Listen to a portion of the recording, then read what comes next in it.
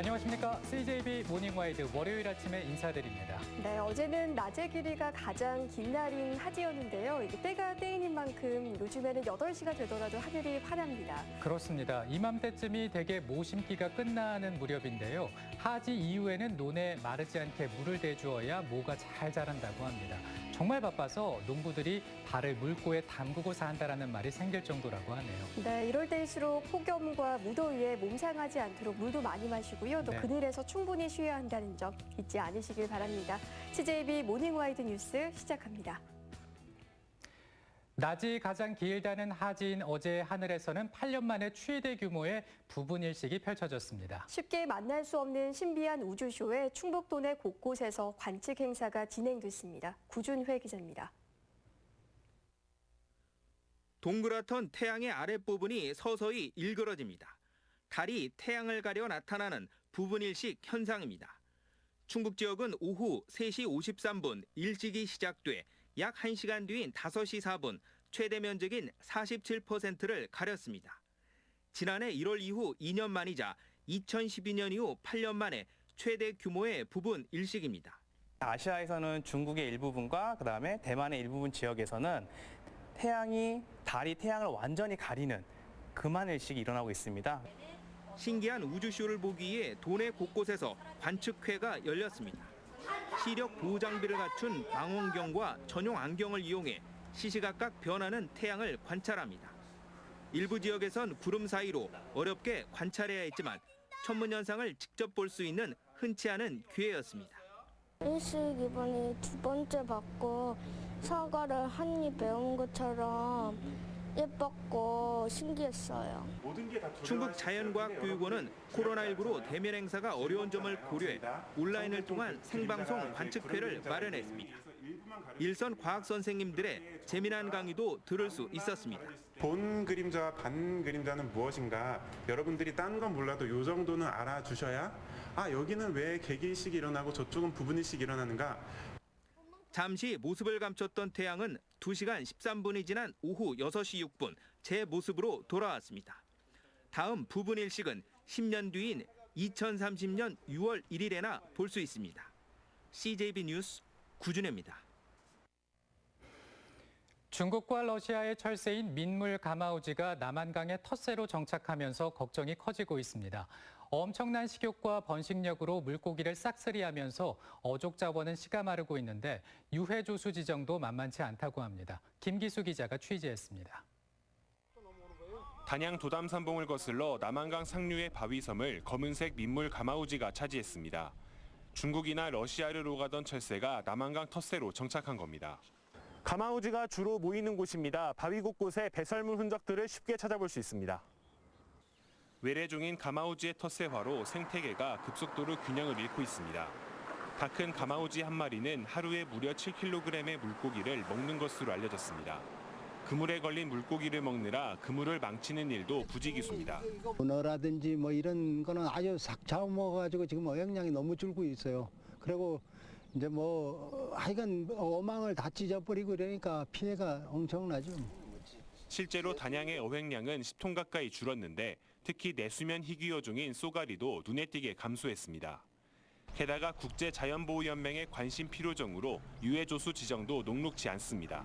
산란기 동안 얘네들을 포획할 수 있는 그런 근거가 마련되잖아요.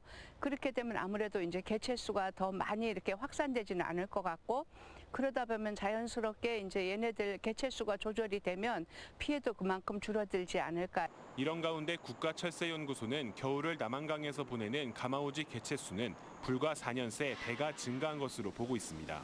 CJB 뉴스 김기수입니다. 청주시 한국공예관이 개관 20주년을 맞아 특별 전시를 마련했습니다. 충북 경제의 한 축이었던 옛 연초 제조창의 역사부터 공예관의 20년 변천사까지 총망라하고 있습니다. 안정은 기자의 보도입니다. 사람으로 따지면 어엿한 성년.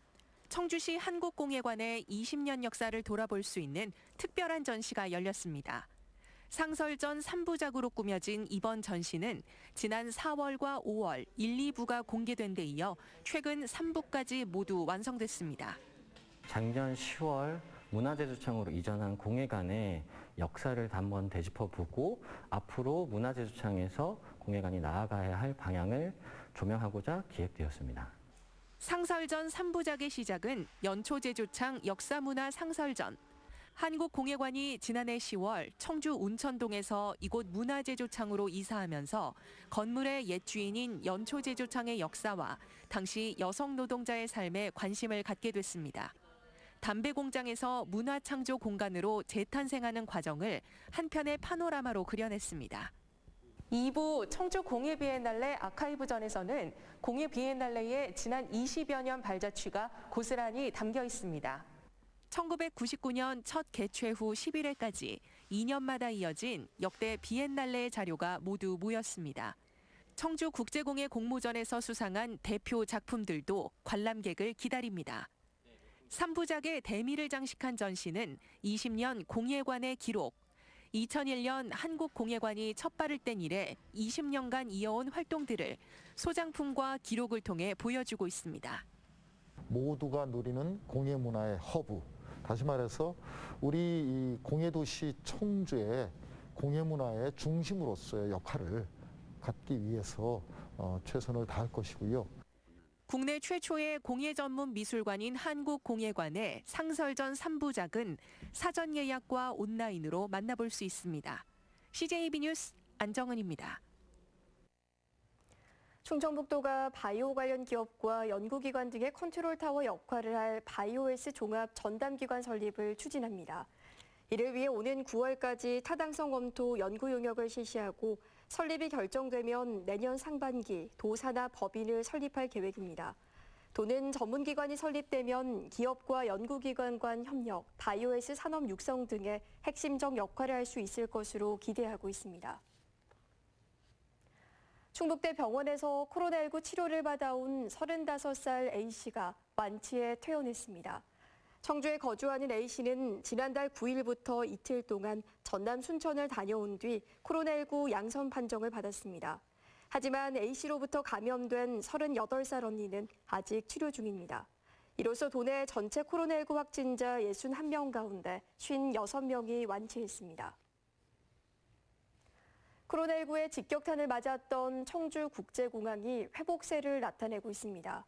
지난달 청주공항 국내선 이용객은 15만 3천여 명으로 3월과 4월 각각 7만여 명이었던과 비교해 2배가량 많아졌습니다. 하루 평균 운항 편수도 증가해 3월과 4월 각각 17편과 21편이었던 게 지난달 38편으로 늘어났습니다. 반면 코로나19 사태 장기화로 국제선 운항 재개는 여전히 불투명한 상황입니다.